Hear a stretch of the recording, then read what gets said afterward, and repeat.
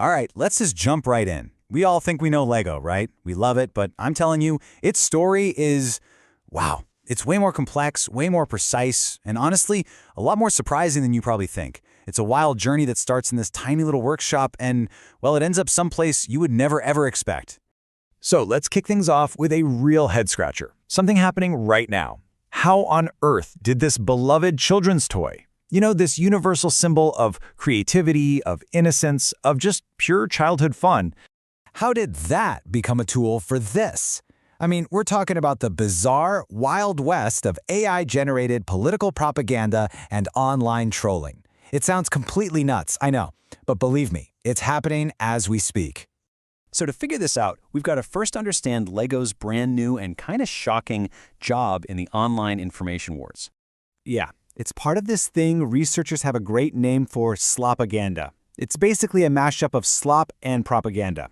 The idea is to use AI to just churn out tons of cheap, emotionally charged junk to flood social media and, well, manipulate people.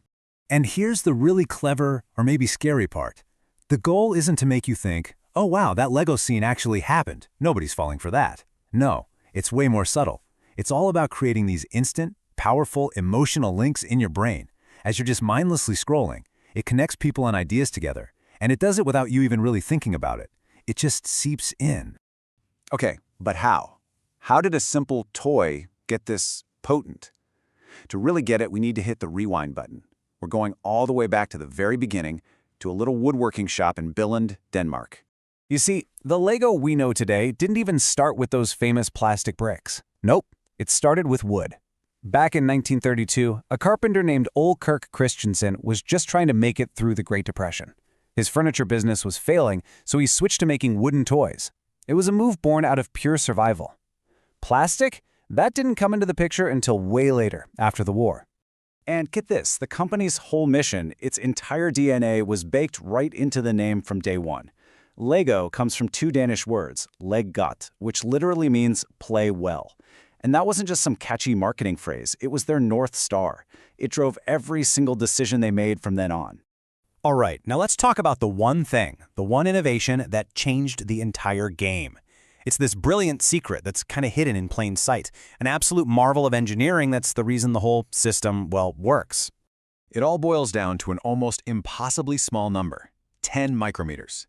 We're talking 1/100th of a millimeter.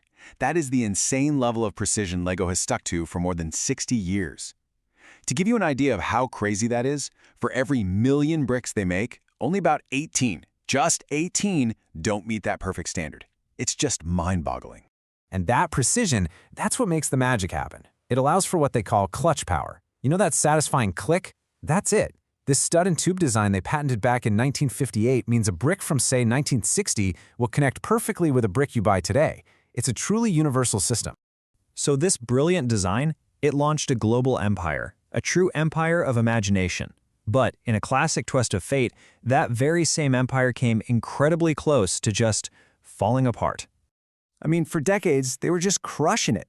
They introduced the minifigure, which was a total game changer, and everything was great. But then, they kind of lost the plot.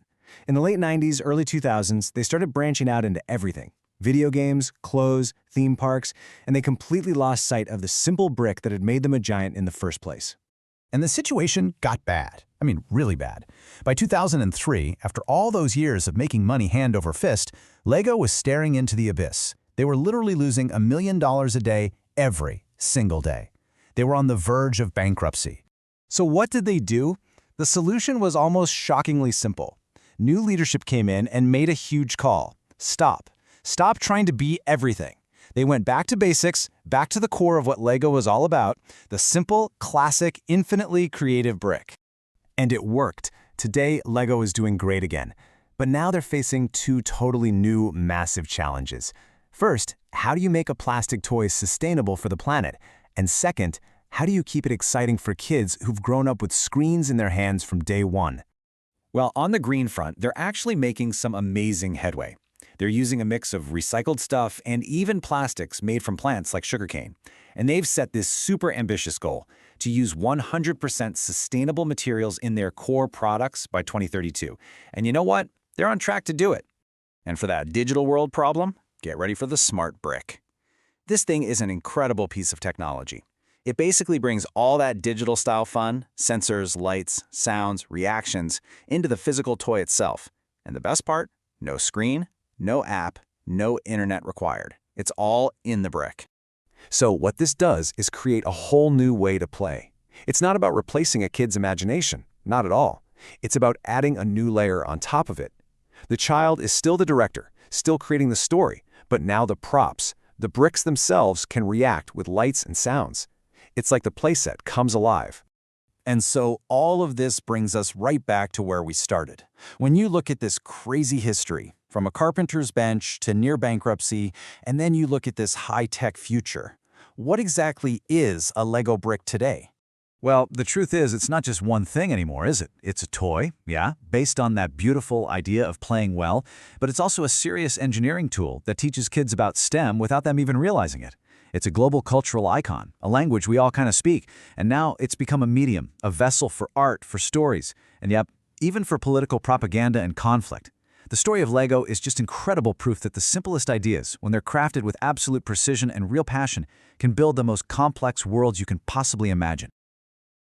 Don't forget to like and subscribe for more How Meets History.